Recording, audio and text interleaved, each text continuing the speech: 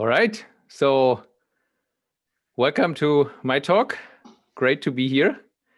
And I'm going to talk today about db.dropDatabase in production and the scary 24 hours to recover from this.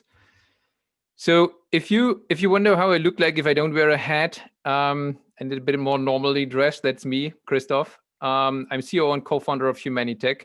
Used to work for McKinsey and Xing before. What's driving me is developer experience. That's my topic. I love working on improving developer experience. I hate waste. I hate redundancies. All of this. So I'm not a developer by training, but I did do quite a lot of programming in my career. I'm a mechanical engineer, for those of you who might wonder, by training, but then went into software development and stayed there. So let's get ready for that. Maybe to set the stage, we're going to talk about 3 different things. First, about the start of the horror on a day that actually looked like a very normal day to me. And then the 24 scary hours, because this day wasn't normal after all. And then I want to go into learnings, and then within 15 minutes, we should be finished with this presentation, since it's a lightning talk only. Now, what are we talking about? We're talking about a software development process, and I was already COO at that time, so I overlooked product and parts of engineering, and we're working on an app that is basically a very simple but app. So it's containerized. It has one front end and 2 backend services. It's completely running in GKE. It's a B2B application used by a number of customers. It uses Cloud SQL for most of the important data that is stored. And it uses a self-managed MongoDB with a backup in an Amazon S3 bucket, just for data that can be imported into that product. And the team that worked on that product was spread across Germany and Africa. If you're familiar with Africa, that's supposed to be Nairobi, where the bad is, but maybe I misplaced it a bit. So that's the setup. Development team of about 7 engineers, product manager, designer, nothing super large, and nothing special. I would say a medium experienced team, backend engineers, 5, 6, 7 years of experience, front-end guys also.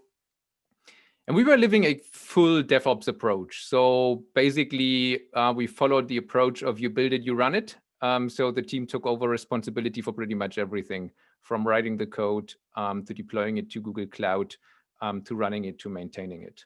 So a very DevOps-like setup. And now, maybe before I jump into this, just a very short poll. How familiar are you with MongoDB?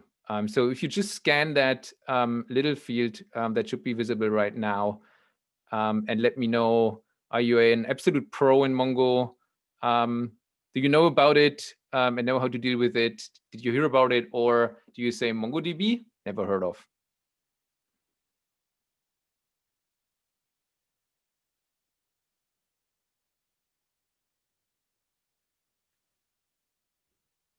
I'm not actually sure that this works.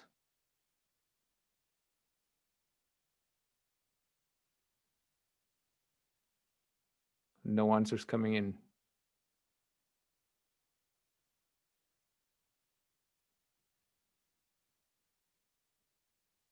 There's one brave.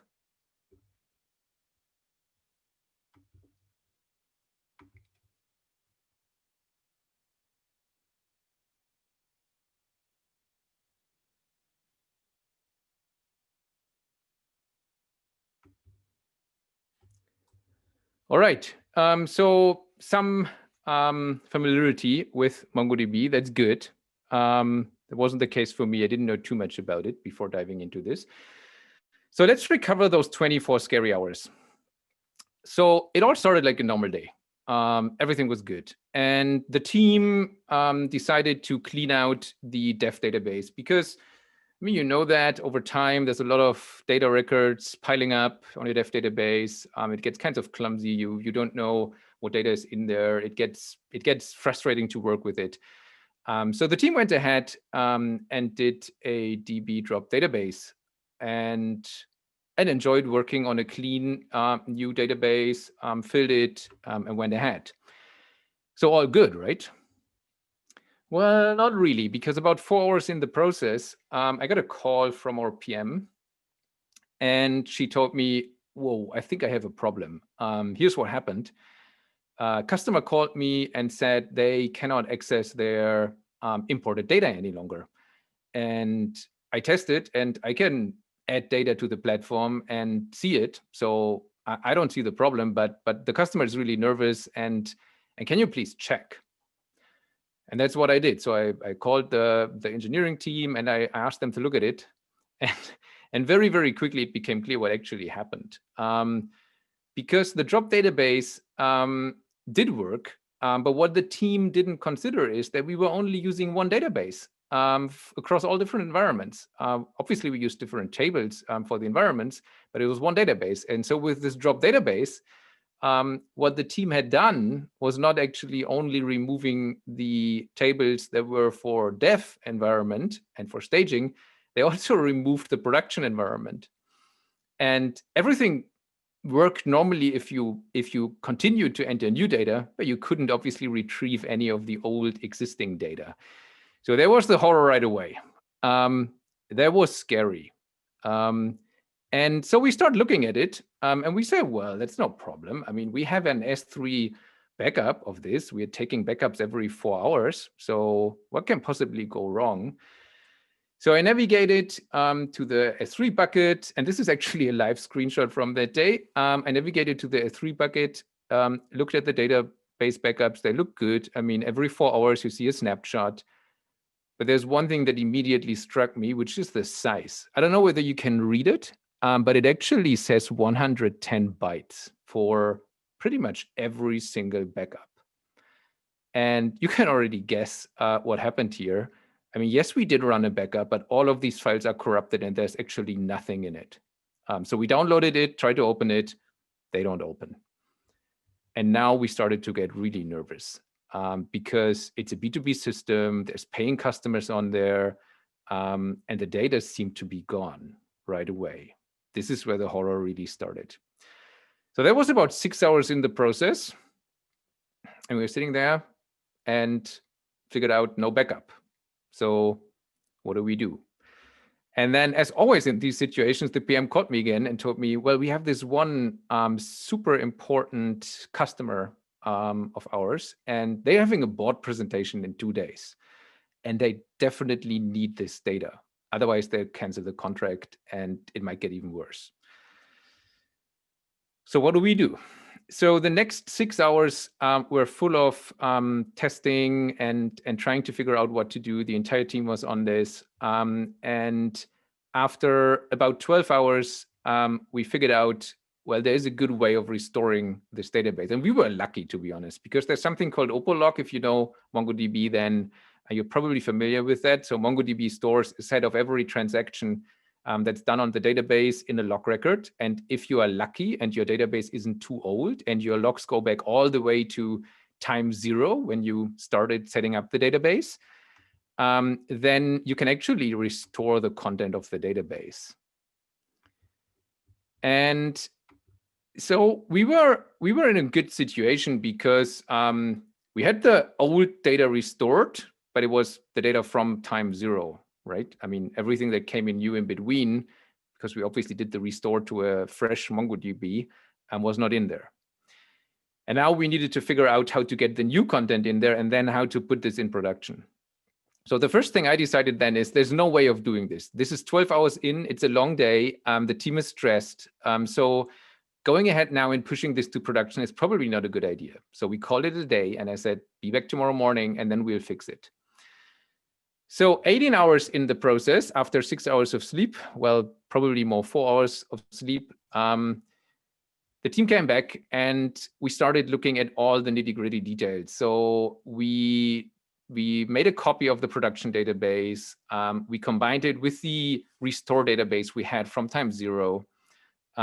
We checked whether everything worked. And then this took us about 2 hours to figure it out. Then I sat down with the product manager and we came up with a plan on how to actually bring this back to production, because we needed a maintenance window for that. And we needed to communicate to all the customers that there will be a maintenance window that day to restore the data. And so we came up with a 3-hour time window.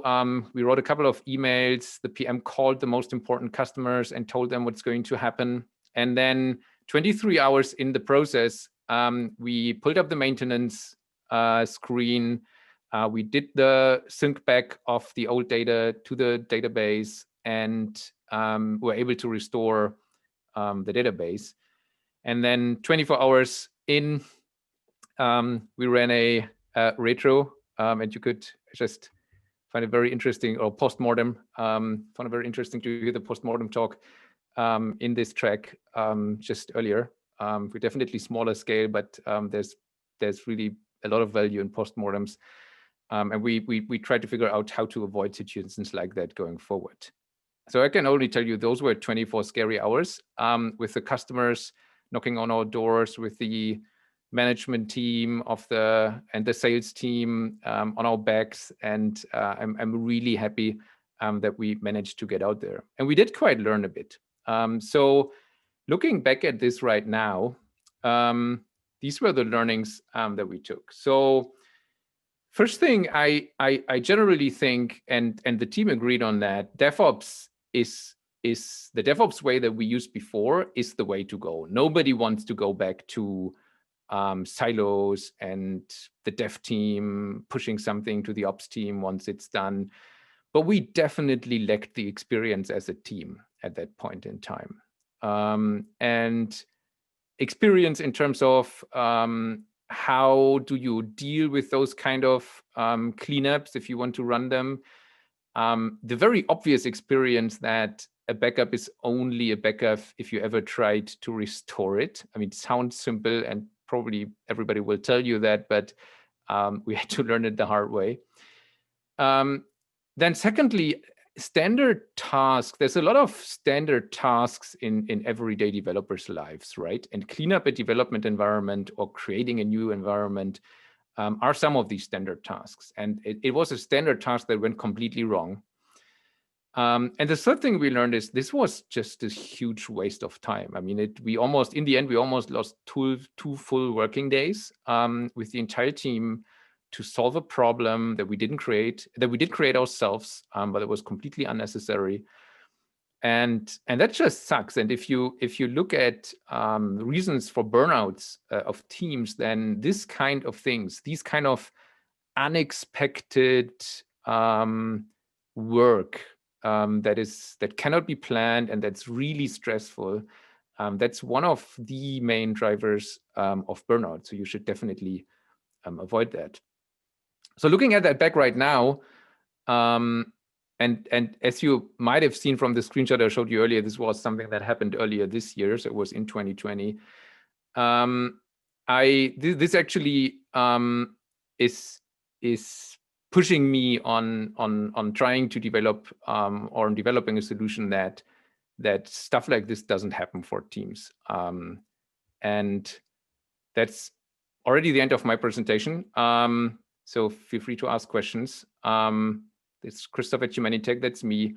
I'm working on a product that is called Internal Developer Platform that your teams can use to actually avoid situations like that. We're early stage startup, so if you want to talk with us, feel free to drop me a line, and I'm happy to chat. Thank you so much, Christoph. I really like this talk because it made all the humans involved scared. So next, so actually you can talk to Christopher, you can ask questions on Slack or talk directly to Christopher on via email or Twitter, I don't know. We're a bit late, so we can't have a break for questions.